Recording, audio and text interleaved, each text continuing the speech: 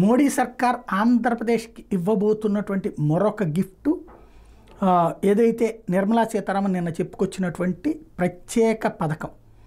ఇందులో ఏదైతే 60,000 కోట్ల రూపాయలు బీహార్కి ప్రాజెక్టులు ప్రకటించారు, ఆంధ్రప్రదేశ్కి బహుముఖ సాయం అందించేందుకు మాట ఇచ్చారు అన్నటువంటి పాయింట్ అడిగినప్పుడు ఏదైనా ప్రసంగంలో పేరు పెట్టకుండానే అన్ని రాష్ట్రాలకు ఇచ్చామని చెప్తూ దేశ తూర్పు ప్రాంతంలో ఉన్నటువంటి బీహారు, జార్ఖండ్, పశ్చిమ బెంగాల్, ఒరిస్సా, ఆంధ్రప్రదేశ్ సమగ్ర అభివృద్ధికి పూర్వోదయ పేరుతో ప్రణాళిక రూపొందించినట్టు చెప్పారు. ఇందులో మానవ వనరుల అభివృద్ధి, మౌలిక సదుపాయాలు, ఆర్థిక అవకాశాల కల్పన ఈ 3 చేస్తారు. అంటే ఇక్కడ మనకి ట్రైనింగ్ సెంటర్స్ భారీగా వస్తాయి.